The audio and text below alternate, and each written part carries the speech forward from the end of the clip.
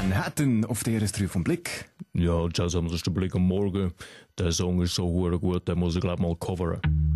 Zum Glück ist Freitag. Mit dem Fabian Unterreger. Boah, strenge Woche war es, eine lange Wahlnacht. US-Wahlnacht haben wir hinter uns gehabt. Die müssen wir dann schon noch einmal ein bisschen durchsortieren, was da alles wirklich gelaufen ist. Weltpolitisch machen wir dann nach der 7. mit dem Fabian Unterreger. Zuerst jetzt mal ein paar vermischte Meldungen von dieser Woche. Noch nie sind so viele Handys geklaut worden wie im letzten Jahr, haben wir gemeldet. Ja, vielleicht da etwas zur eigenen Person. Bei mir als Klingelton auf meinem Handy habe ich eine Aufnahme von mir in Arena. Was ich garantiert aber nicht drauf habe, ist eine Aufnahme von diesen Idioten von der RS3. Zum Glück ist Freitag. Die gehen mir auf den Sack, weil sie alle gut aussehen. Ja, genau. Wir haben es von den Handys, die nicht mehr läuten. Bastien Giraud, grüner Nationalrat. Wir haben es von den gestohlenen Handys, ja? Ja, also, wir müssen es positiv sehen. Es handelt sich nicht um Diebstahl im eigentlichen Sinn, sondern höchstens um vorgezogenes Recycling. Die Handys wären in 2-3 Monaten sowieso vorgeschmissen worden. So aber bleiben sie im Ausland noch lange im Einsatz. Ah, voilà. Geklaute Handys landen also in irgendeinem anderen Land. Ausnahmsweise, hohe Freude, ist unser Politsoziologe John Ziegler.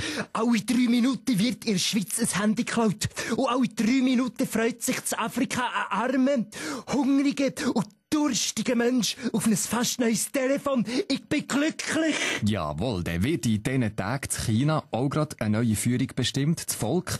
Der Souverän wird ja dort nicht gefragt, da wird einfach bestimmt. Für euch unvorstellbar, Roger Köppel von der Weltwoche. Chinesen sind nichts anderes als Afrikaner, die gelernt haben zu arbeiten. Also alles kleine Obamas.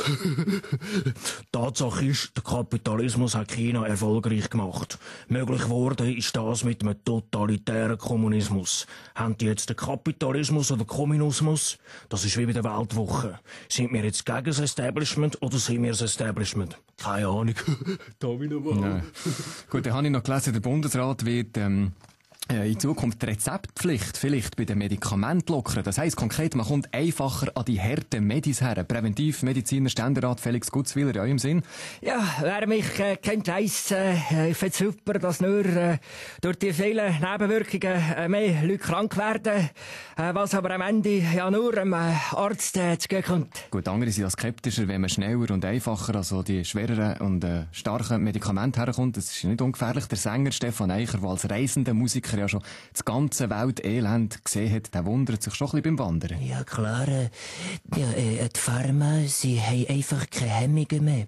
Wir brauchen keine Medikamente, wir brauchen Musik. Freunde zum Singen, Lachen zum Treffen und wieder Adieu sagen. Musik ist ja Medizin, wie die von meinem guten Freund, der albanische Flötentänzer Triton Recepi.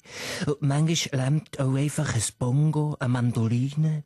Ein Kazoo-Instrument avec la chaleur du cœur.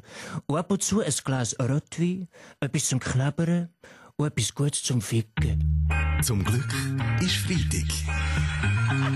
Mit dem Fabian Unterreger.